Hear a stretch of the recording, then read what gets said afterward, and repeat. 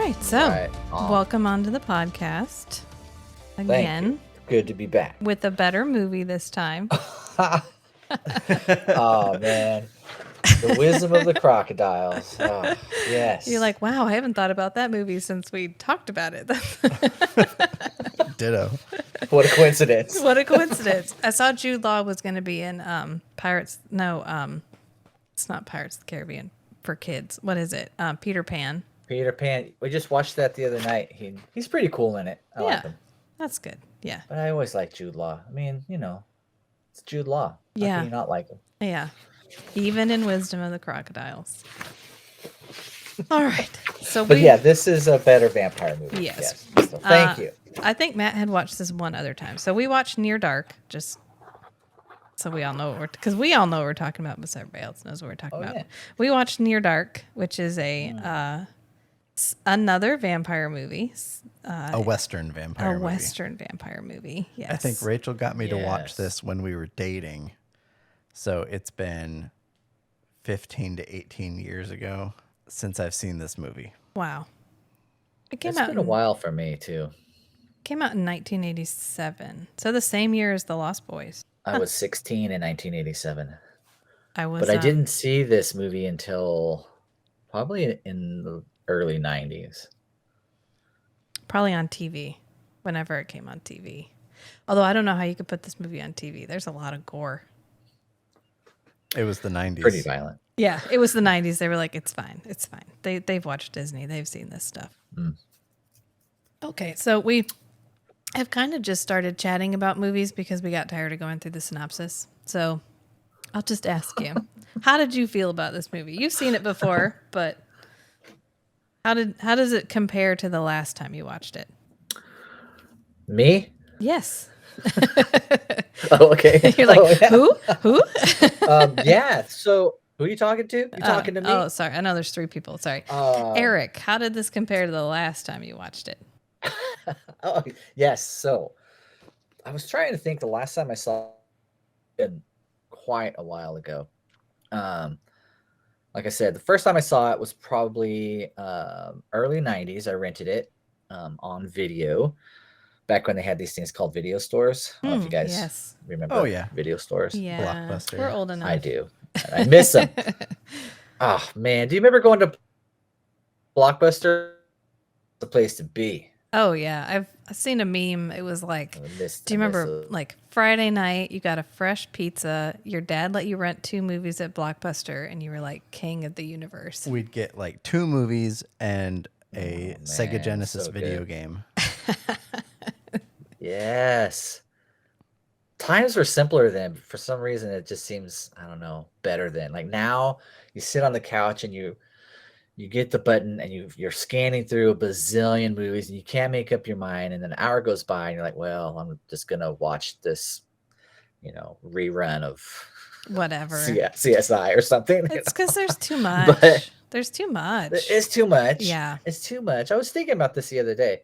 Sorry, eventually I'll get to Near Dark. No, it's cool. I was thinking about this the other day about how, like, when I was growing up, I watched movies over and over and over and over, like The Thing. Like, oh man, I'm gonna watch The Thing again this week. Or I'm gonna watch The Fog, or Halloween. Like, and now I watch a movie like Barbarian, which I love that movie, but I only watched it one time, Yeah. and a lot of movies, like maybe The Conjuring, I've seen maybe twice, and it's probably because there's just so much now. There's so much being put out there. Right. You can't take time to rewatch movies like I used to when I was a kid. I Well, miss just, rewatching all those old classic films. Yeah, and I definitely think we've trained our brains for novelty. That's the whole idea of all the infinity pools, all those apps that we use that every time you pull it down, it refreshes. The attention economy. Yeah, it teaches you to crave novelty. So you watch it once, it's great, it was novel, you loved it, and you're like, wow, I can't stomach the idea of watching that again. I need a new thing. I need the next thing. Instead of like, oh, I love that. I want to be in that again. I want to watch it again. I want to enjoy it again. It's true. Very It's much true. so. Yeah. So anyway, I rented Near Dark at Blockbuster like in 1991. And I I remember liking it at the time. I thought it was really cool. I really, it's a different kind of vampire movie. And Yes. from my last visit on your show, I made it clear like I'm not a fan of the romantic vampires. Or Hmm. I like my vampires with fangs.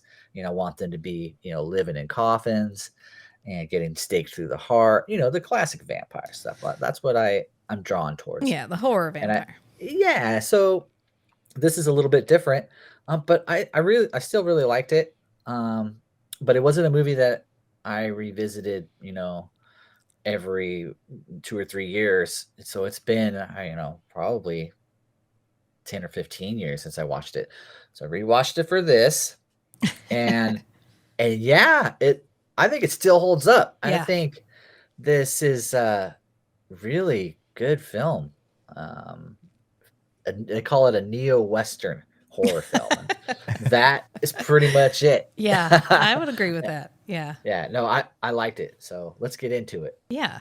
I definitely think what they were going for was great. Like the blend of, I don't know. This is my favorite way of seeing vampires portrayed. Not necessarily horror vampire, but like you can't necessarily be a vampire and like own a shop or have a job or Operate in society operate as a in human would. Like how can you live in Right. a town and kill somebody every single night and yet you go to the country club and you're like And you keep a bank account. and you keep a bank account and paying a mortgage.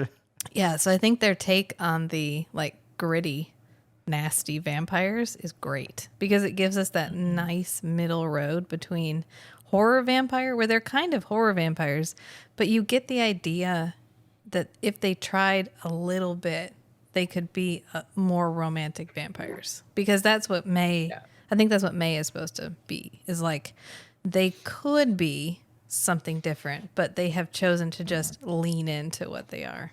I think the the exactly. least believable thing in the entire movie for me is the May relationship, the like the love relationship. They're just Oh, like Yeah, though, like coercive flirting. yeah, they're in love. You can tell because they hold hands and shit. That one, that's like, I don't know. I don't know. If I yeah, really- there wasn't too much chemistry between May and Caleb and that whole deal. You there? Hello? Yes, Did I lose sorry. you? No, it's okay. I was like, no, internet, don't do this right now. Yeah, we're here. Yeah, Matt and I were reading through a list of Okay, tropes the other day, a list of tropes, and don't unpack that sentence that we were recreationally just reading trope names. But this is called getting tangled in the red string, where you want two characters to be together and you just don't write it into the plot. You just put them together. We were talking about the unbelievable romantic angle that this movie tries to play between Caleb and May, which kind of fell flat. Yes. And he's Yeah. kind of creepy in the beginning, like he lassos her, like "Come here, girl." He is It's really kind of douchey. Like, I'm taking the keys out of the ignition until Yeah. you kiss me. I know. And Yeah. she's trying to talk to him. She's like, look at that star. I'll be here when that light gets here. And he's like, yeah, whatever, honey. It's fine. He does not care. It's a teenage movie. Some parts of it are pretty teenagery. I don't know. I think the secondhand embarrassment in this movie for me is so strong. It keeps me from enjoying parts of this movie. Like every time Caleb like uses May because he's too, I don't know, because he can't get over that last Because hurdle. he's not thinking with his brain. Yeah, that part. Like the part after they kill the truck driver, when she's like, if you take too much, you could kill me. And he just smiles at her. It's creepy. Like it's creepier than, Right. It definitely portrays that he's just overwhelmed with the sensations of drinking blood. yeah, I don't know. How amazing is Lance Henriksen in this movie? That dude's the best. He's the star. I was like, He looks like a vampire. he does. We were talking about it. It's really interesting the different roles he can play, just how he stands. Like his stance when he's in the His movie. body language. His body language so, is so variable, and he can really use it to be like the horror guy or what. I mean, they were all three of these people were just in Aliens. I mean, Bill It's Paxton, true. Lance Henriksen, and Jeanette Goldstein were all just in Aliens. In fact, I think Catherine Bigelow, the director, was dating Cameron at the time, and he was like, Yeah. "Oh, I got an ensemble cast that works real great. You can have them all. Just hand They them already all." get along really well. Did you guys catch the aliens Easter egg during the film? Yes, did. at the movie theater. Yeah, Yeah. Yeah, yeah. When he's that was a nice Very cool. touch. Very nice. walking and puking down, there's so many bodily fluids in this movie. Like he's sweaty, he drools. Right, he's always covered in like soot smeared on his face. Yeah, just the Every once in a while, he gets a little cleaned up. Yeah, these are the grimiest vampires ever, and I like that. I Yeah. like grimy vampires. I don't want my vampires sparkling. No, no offense, Edward, but Lance Hendrickson. How do you pronounce his last name? Henriksen. Hendrickson. That dude's awesome. Did you know that he was originally supposed to be the Terminator in James Cameron's Terminator movie, but they went with Arnold instead, and so they gave Lance another role in the film as the cop. But That would be a completely pieces different of art. Terminator movie. Yeah, there's pieces of art. You could probably Google it. As Lance Henriksen as the Terminator. That Cameron had done some art with Lance as the Terminator, and you can see, yeah, it's pretty cool. So I don't know if that movie would have been better or worse with him as a Terminator, because I love Arnold, but Yeah. it's interesting. I think it's not a last action hero movie. It's more of like I don't know, that's almost a more sinister movie because he's less of like the beefy dude. It's probably more straightforward horror. I mean, Yeah. Terminator is already borderline horror movie as it is, but Right. with Lance as the Terminator, then it's straightforward horror movie. Yeah, then. absolutely. He has a cameo at the end of Jennifer's Body, which I think I is haven't seen that movie. You know what? It was better than I thought it was going to be. We did it for the podcast, and I remember when it came out, and everyone was like, "Oh, it's terrible." It had Megan Fox in it, and I was like, "Oh yeah," because I think at the time it was trendy to hate Megan Fox. So we're all like, "Ew, Megan Fox," and I didn't see it, and then we watched it, and I was like, "Wow, that was a way better horror movie than I gave it credit for." And he's I'll at have the to check very it out. end. Yeah, it was really good. And she really shows off like some acting talent. Yeah. That was Really, Megan like- Fox does? Yes. Yeah. Surprisingly. Yes. Oh, Yeah. Okay. All right. And I think in contrast to how she has been typecast, it's like, oh, she can actually pull off this whole range, and she does. It's just she keeps getting put into movies probably where she's like the direction that she's getting is, okay, now do this thing that you're famous for And be hot. and just be hot. And be hot. Yeah. And don't worry about the nuanced, emotional expression, whatever. Just do your thing. Yeah. Yeah. But Jennifer's Body was really good. Yeah, it was a good subversion of that. Put it on my list. I'm sure. What year did that come out? 2009. I'm pretty sure. Well, I'll get to that on my own podcast eventually. In As I'm in, going 30 right seasons? now, right now I'm in 1980. You guys are going to be coming on in Yes. 1982, I think. Yeah, we're Just watching talk Swamp about a Thing. movie. Ooh. Yeah. Yeah. It's going to be I'm rad. excited about it. How'd you guys feel about? So this is a vampire movie, but nobody ever says the word vampire. No. Nobody. None of the vampires die. The only thing that makes them a vampire is their aversion to sunlight, which kills them. But other than that, it's not much of like the classic vampire tropes. I mean, how do you Right. feel Nobody about gets that? Good. staked. I like it. I like that there's no Yeah. research scene where somebody's like, I'm going to Google vampires. Right. You're not doing the Yeah. exposition dump on here's how Yeah. these characters align with the cultural myth. Right. I really like that everything is left deliberately sort of up in the air.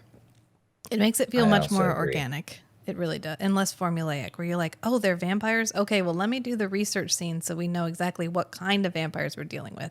Right. Because once Yeah. they say, oh, I'm on Google and here's all the stuff about vampires, it's like, okay, now I, as the viewer, can just say, these are regular vampires that I know about, and Yeah. I don't need to pay attention anymore. And I really like that we get no backstory.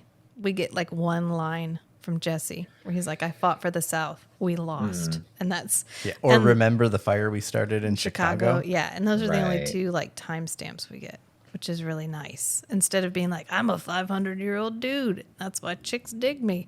It's, it was good. I really enjoyed it. And you know who has a better love story than May and Caleb is Jesse and Diamondback. Absolutely. Yeah. They're life partners. Unlife partners. I would love an entire movie of Jesse and Diamondback and their antics. I would have liked a prequel, actually. Yeah. See what happens before this movie. That would have been cool. But yeah, all the vampires are rad in this film. Jesse, Severin, played by Bill Paxton, who is fucking amazing. Yeah. Diamondback. I hate it when they Homer. ain't been shaved. It's my favorite line. They're all super cool, but super grimy. And Homer did just a good kinda- job of just being creepy. Yeah. Creepy that young. kid, kid. that kid is creepy. Yeah. He was cool though. You ever see the movie River's Edge No. with Keanu Reeves? Uh-uh. He's in that. He plays a creepy kid in that too. So He's got the he does that face, well. unfortunately for him, for the Yeah. creepy kid role. That role reminded me of Interview with the Vampire. I forget the little girl's Claudia. name. And Claudia. Yeah, it totally reminded me of how she's stuck in this little kid's body, but she's 100 years old, whatever. So Right. she doesn't act her age, but when she needs to, she will revert back to her original age. And Yeah. Homer did that a couple of times, when he's riding his bike and stuff. That's how he gets his victims and stuff, which I thought was really super cool. I love that scene. Yeah. How everybody hunts. Mhm. Although I don't know if I'd pick Bill Paxton up off the side of the road if he was dressed like that. There's a little backstory during the filming of Near Dark. Lance Henderson and Bill Paxton, during their days off, they stayed in character. Lance would totally stay in character. I don't know about Bill Paxton, but so they would go around, drive around, and pick people up as their characters and freak people out. It's not. I have a 2-disc special edition. Oh, I had Near that. Dark. I don't know if you can see that. I had that one. I had that one. Yeah, and so there's like a documentary making of, and they'll tell you the story about that, which I think is pretty cool. But yeah, I could totally picture like Lance Henriksen, staying in character for the whole filming, and everybody Yes. just keeping away from him. Like, I don't want to hang out with Absolutely. Lance. He's cool. He's cool in he's bad, but not like I don't know how to phrase this, but like in a approachable evilness. Severin is definitely like the farthest end of the spectrum for our group of The vampires. psychopath. Yeah, and then we get the I don't know how to describe this, but Jesse is both. You can tell he does what it takes to survive, but he's also super cool about it at the same He time. conveys his age Yeah. well. And to have lived as a vampire for that long, you have to be reasonable to a point. I get why Diamondback is that's fine. We can spend eternity together. That's fine. I don't know. Oh, I want to know, do you have to stay looking the way you looked when you died? So is that the hairstyle she had when she died, or is that a deliberate choice? That's a good choice. Going back to Interview with the Vampire again, like when Claudia cut her hair, It goes it back. bounced back to the way it was when Yeah. she died. Like, Yeah, so imagine that's stuck a forever with interesting question. a bad perm and bleach and dark roots. I know. Yeah, I hope if I ever get bit by a vampire, I hope it's on a good hair I day. know. Please let it be right when I had a haircut, please. No. All right. So, Eric, do you have a favorite scene in this movie? Oh, come on! You're really gonna ask me that question?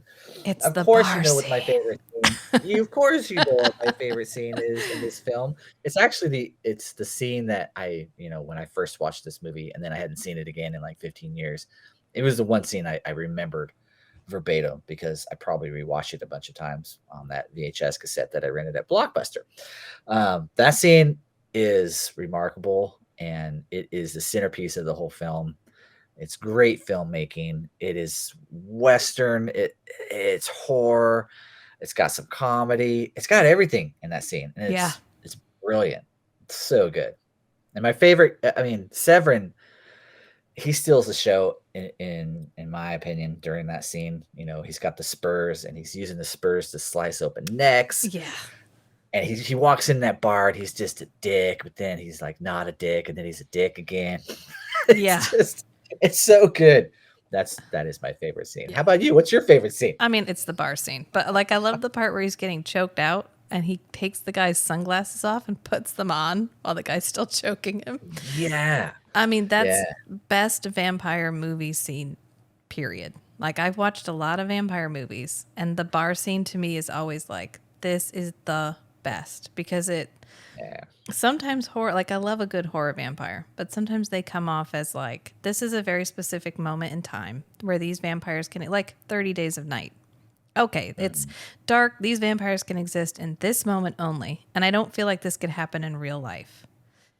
Or you get the romance vampires where we don't get any horror element at all. But this really felt like I could be in a bar in the middle of nowhere and these people could walk in and do this. Yeah. And exactly. It is so good, like horrifically good. And just, I love how brutal it is. Right. They are dangerous, but they're not just pure animals. Yeah. Acting on instinct. Right. Like the fact that he takes the time while he's getting choked to just flaunt his physical superiority by just taking the guy's sunglasses. Yeah. Adds a malicious element. Right. It feels like a group of serial killers rather than just like a... Because sometimes when you get too far into the monster spectrum, it starts to feel very like The Blob or something, where people are getting harmed just from proximity. It doesn't feel intentional. And it sort of takes away from the like psychological horror element. So when we stay in a place where it's like, oh, this is literally maliciousness. Like when he's at the bar and he knocks the guy's drink over and then he buys him another drink. And then while he's drinking it, he makes a rude crack again to get the guy back on his bad side again, just so he can hold Caleb up and get Caleb punched. He's like, no, hit him again. I'm trying to teach the boy something. I'm like, they're going to kill everybody in this bar, but they're just like, why rush? Like, yeah, I feel like this scene works as well as it does because Catherine Bigelow initially didn't even want to make a vampire movie. She wanted to make a Western. Yeah. But they're like, no, vampires are big right now. Lost Boys just came out, Fright Night. And so she was like, all right, fine, I'll do a vampire movie. But I think in her heart, this was a Western. She wasn't making a vampire film. So that, the bar scene comes up and it doesn't play like your traditional vampire attack. It plays like you said, like serial killers coming into this bar in the middle of nowhere and wreaking havoc. And and it's a really, really great scene. Yeah. And that's probably why this film has become a cult classic.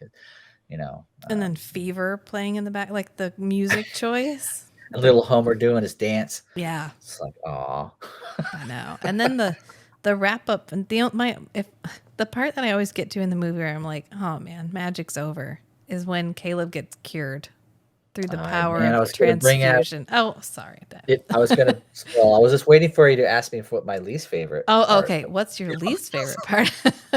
The blood transfusion. I know. Wah, wah, wah. It's like, what? Seriously? Nobody has ever figured this out, but this one kid from Oklahoma was like, what if, and I'm just spitballing here, we did a transfusion. And Matt and I were like, how does that even work? Because you can't just give him blood. That'd just be feeding him. So did he have to drain him completely? I'm not even going to try to answer. Okay. You're like, I'm not even. Blood transfusion, like when it happened, I was just like, oh, wait, what? I know. So he could have cured all of them? Yeah. If we ever remake this movie, let's remake it shot for shot, except at the end. Where he just is a vampire and he has to learn how to survive as a vampire instead of like the magic cure. So he's a vampire for like he's mildly inconvenienced. Okay, how about this? How about this as a twist? He's only been a vampire for 2 or 3 days at this point. No, like at least maybe a week. longer. Yeah. But he hasn't actually fed from a human, right? So maybe transfusion works for him because he's not like fully No, converted. I'm not. But then he goes That's to trying. May. That's really trying He's to explain trying. it. Okay. Hey man, I'll But give you credit. here's the twist. Okay. He goes to Okay. May and he's like, May, all you need is a blood transfusion, and you can be human and we can be together, and by the love that the writer has written us For to us, be in, yeah. even though we're not portraying that. And so they go to give her a blood transfusion and she like explodes.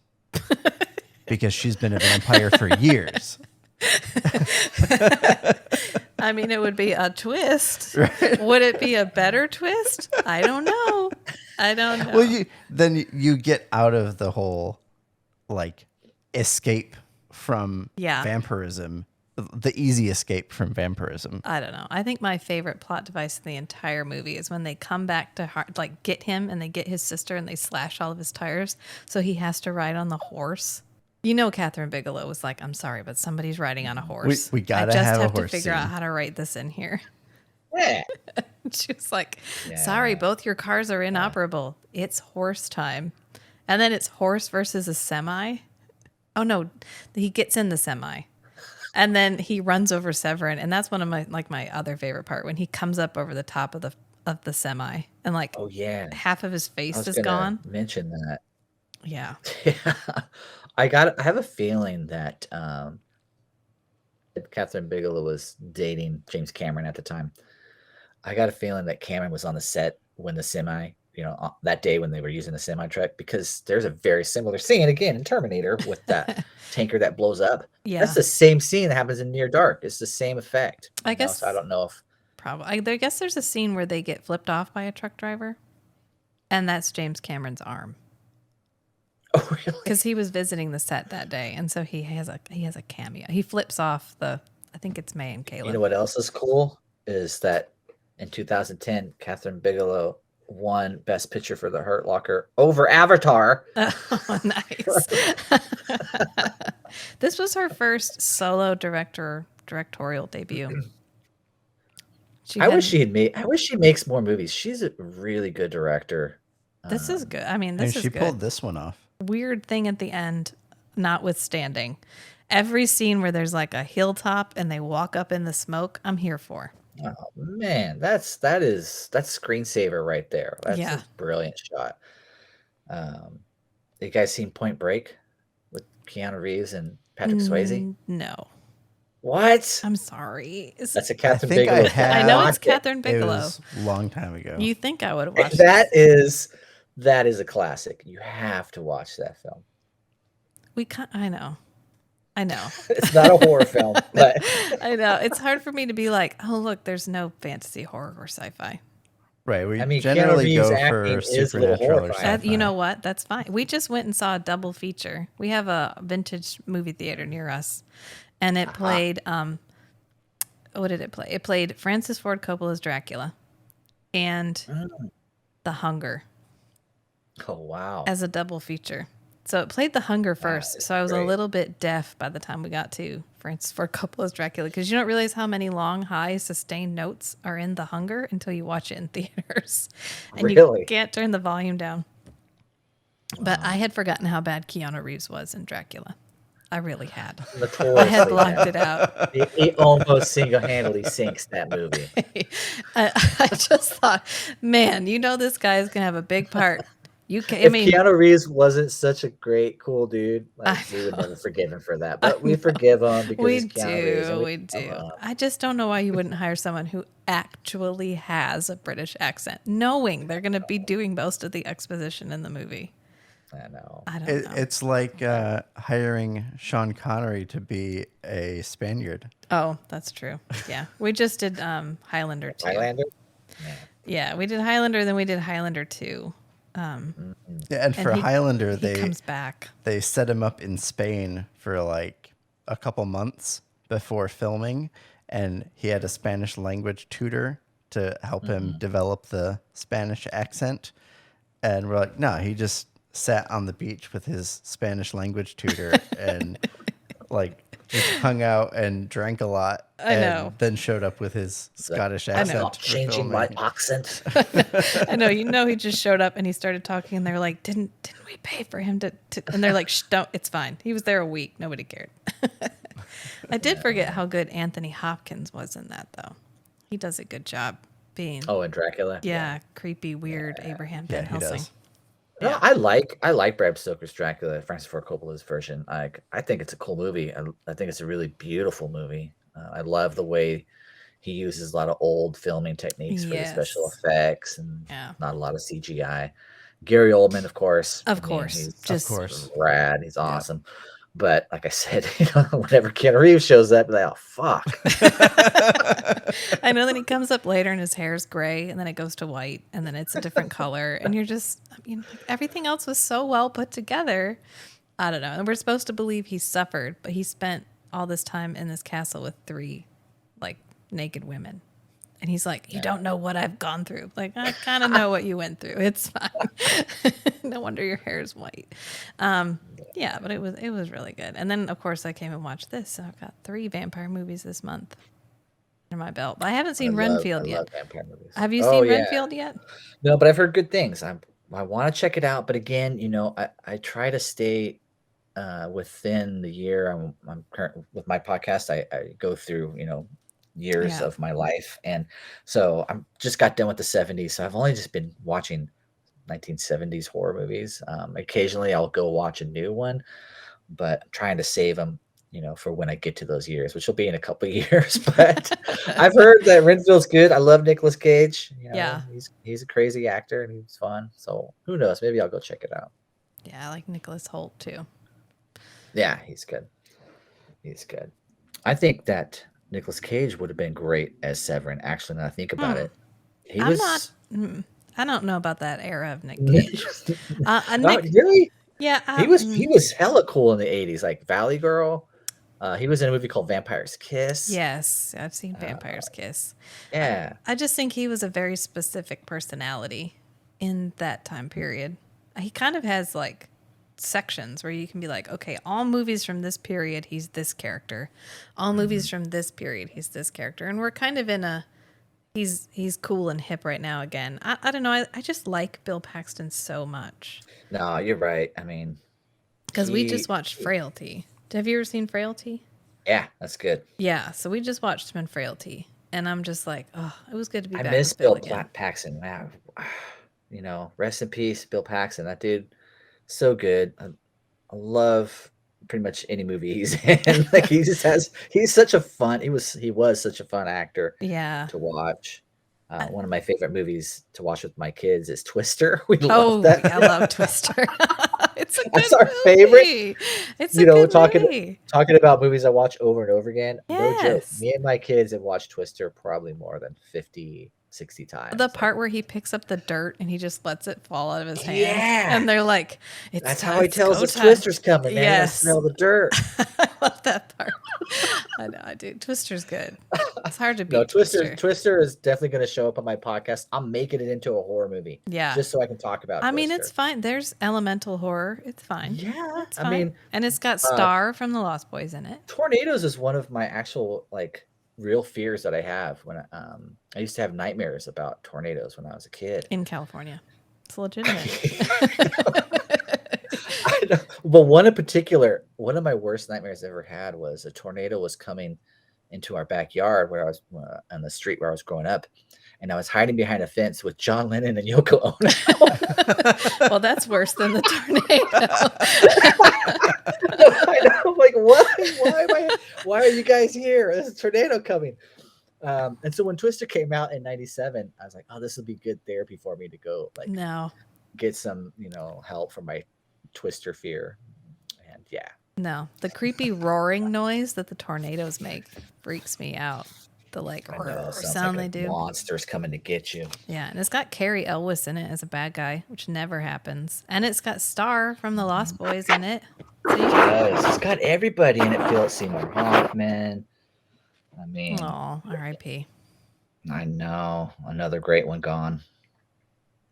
So Lost Boys and this came out at the same year, but these are two Yeah. very different vampire movies. Oh yeah, Yeah, Although very they both get cured at the end. They do. Which one do you prefer, Lost Boys or this one? That's really hard to say. I do like Lost Boys, but I like the aesthetic of Lost Boys. I think I like the stay up all night, party all, whatever, sleep all day, stay up all night. It's great to be a vampire. I don't know. I loved the Lost Boys growing up, and I feel like that appealed to me a lot. That like the idea of vampirism as freedom made a lot of sense. And then this one is more like they are free to a point, but because of what they are, that freedom comes at a cost. And I like that part better as an adult, I guess. Like there's more depth to her vampires, even though we get less explanation. Because even go ahead. Oh, even in the Lost Boys, we get our research scene because they have a comic book. Yeah.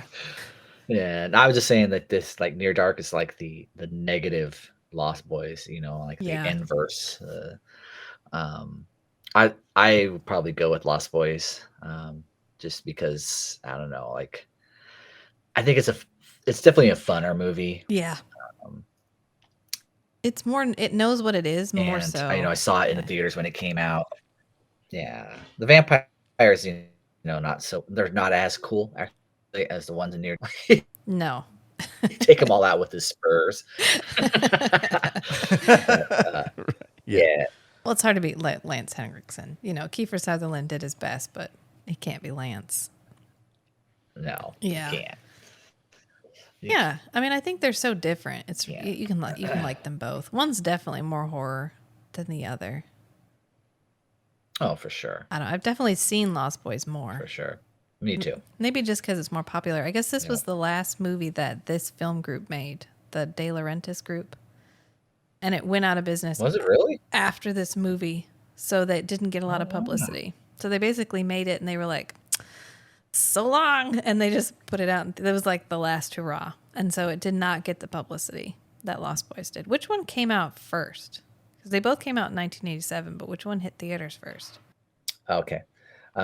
Yeah, I think that Lost Boys was released first, actually. Oh, okay. So that they were just trying to capitalize on the, I guess, vampires and zombies come in waves. So when zombies are popular, vampires aren't, and then when zombies go out of vogue, vampires come back. So I think we're on the ebb of the zombie wave, and we're on the beginning of the next vampire wave, which I'm very excited about.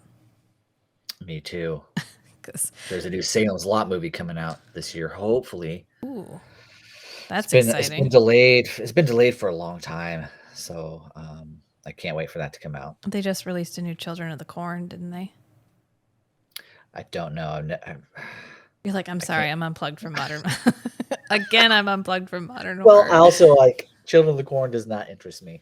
Yeah. I know there's been like 500 sequels to that movie. Yeah. Which I haven't seen any. I only seen the first one. Yeah, we're thinking about doing a like subset of the podcast where we do a deeper dive into things, do like a more like several episodes on the same theme. And so we discussed doing Stephen King, and I was like, no, we have to go in being very specific. We were going to do the following Stephen King things, or that will be an entire like multi-season podcast in and of itself. Wow. Because I guess they're rebooting the Dark Tower movie again, even though they just made it. As a mini-series, I think. Yeah, I think they're going to do it as a series on some streaming channel or something, which they should have done in the first place. But Right. Yeah. I don't know. I think we are in something of not a horror renaissance, but people are finally realizing that people don't just want like a one in and out horror thing. I think American Horror Story has sort of taught everybody that like we are here for multiple episodes of scary shit.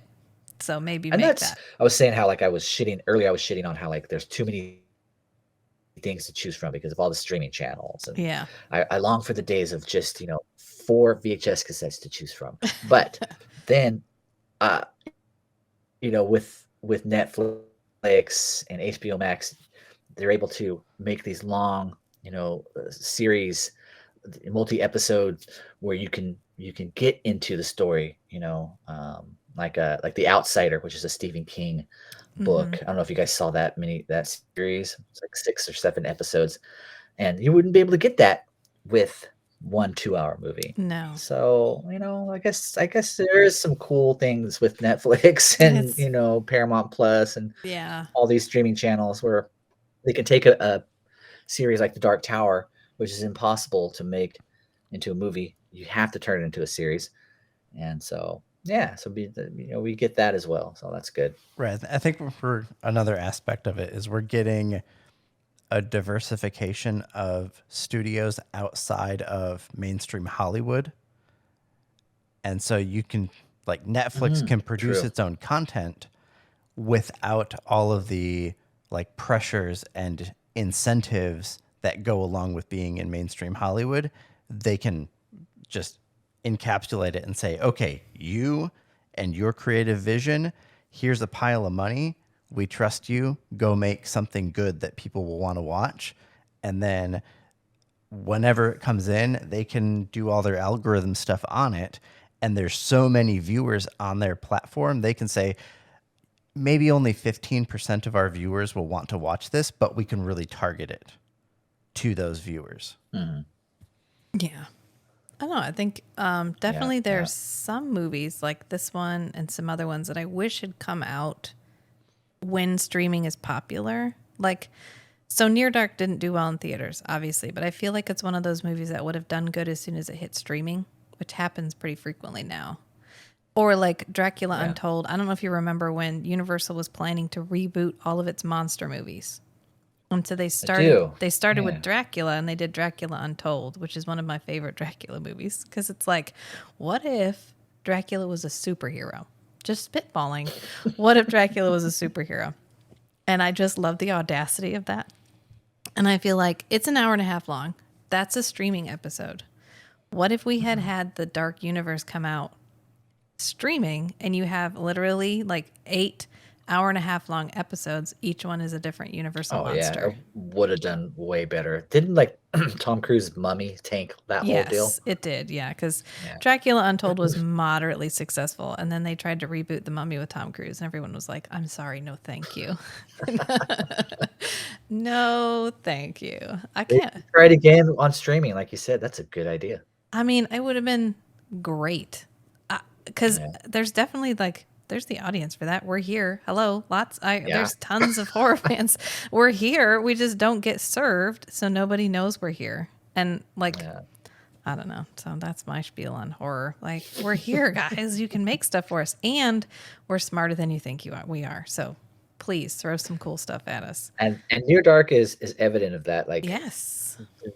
Catherine Bigelow realizes that her audience is smart. We can figure out what's going on in this film. We don't need all the exposition and the backstory for these characters. We're throwing in to the mix with this band of vampires, and we're along for the ride. And it's a badass movie. It is. I love it. I love the ending. You know, they actually put like tobacco.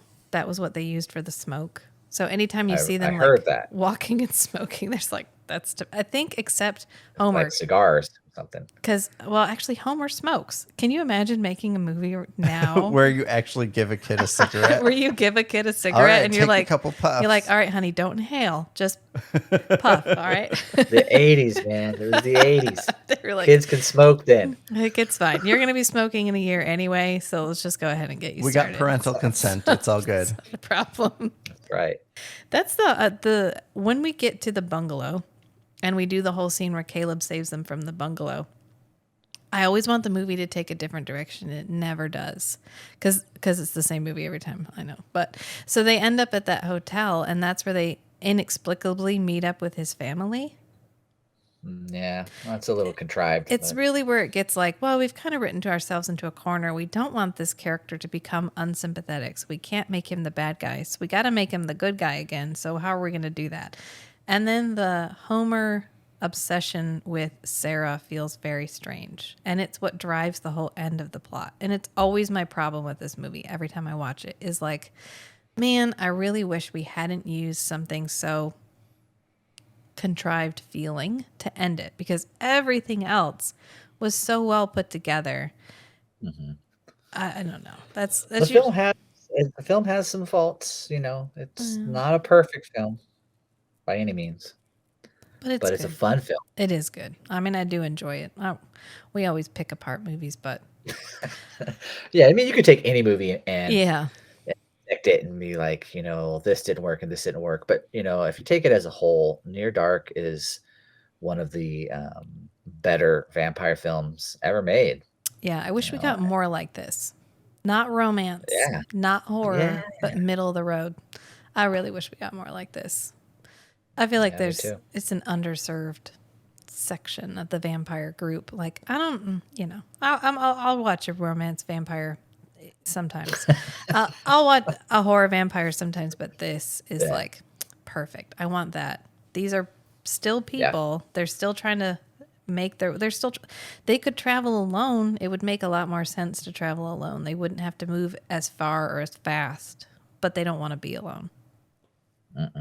So, well, thank you, Eric, for coming on our podcast today. Absolutely. Thanks for asking me to come on and talk about a way better vampire film this time. You're welcome. I didn't do it. I should have switched it at the end and be like, actually, instead of Near Dark, can you watch Twilight? I should have. Oh, You've been like, what's that scheduling conflict? I am so sorry. oh man, Twilight. Yeah, wow. One of these days I'm gonna have to talk about Twilight. I know it. This is gonna happen. They're rebooting that. Why? They're making a television series. Oh my gosh. You're welcome. It's coming back. Who was asking for this? I don't I know. wasn't asking for it. I don't want the vampires don't sparkle jokes to come back. You know what? They were in every vampire everything for, 10 years. Well, I'm a real vampire. I don't sparkle. Like, stop. Stop. Okay, stop. That's going to date you. It's terrible. It's not. You made that joke and it was fine. I liked your joke, Eric. It was okay. I'm talking about like people in just like, I know what you're saying. Yeah, when a property becomes universally hated and everybody hates on it, after a while you're like, we get it. I get it. Are they going to get Robert Pattinson to come back for the Twilight reboot? He hated being in those movies. Hated it. He just now kind of broke out of that whole. Have you ever seen interviews with him? pigeonholing. He disappeared and just did stage acting for like 10 years. He hated it so because much. He didn't want to He was like, be why? associated with it. You should find some videos of him talking about being Edward. It's hysterical. He's like, I don't know why anybody liked him. He's creepy. He just hated being that character. I know. Yeah, I don't know. It was anyway. Because for such a long time he was associated with that, but he's a good actor. Have you guys seen Good Times? It's one of the brothers film, the early Safdie brothers film, who they did Uncut Gems. I have not. We've seen him in other stuff. We watched Tenet. Good Times. It's really Tenet. He's good in that. Yeah. And of course he's the new Batman. Yeah, which was pretty good. I made it through part of it. Yeah, I thought he did a good job. You didn't finish the whole thing? No, but I mean, Batman's okay. Batman's not my jam. I want to see the one the Lighthouse, was it, with Willem Dafoe? Oh yeah, I really want to see really that good one. too. That's on my list. yeah. Well, it's got Willem Dafoe in it, of course. Right? It's gonna be good. All right. Well, how about this? If Love you have a Willem Dafoe. Twilight podcast, I will be your Twilight co-host. Okay. I'm here for Twilight you. came out in 2008, so we got a few years. You to got get there. time. But Yeah. first, we got to talk about Swamp Thing first. I will. No, we're ready. We're gonna watch it. Have you seen the original Swamp Okay. Thing? She asks Matt. I don't think I've seen the original one. Okay, good. I've I seen like a version of I it. like man. the first one. I love You're in the for a treat. sequel better, but I like the first one, so I'm excited. All right. Cool. Well, thank you again, Okay. Eric. And Yeah. we'll thank talk to you soon. All right. Take care. You too.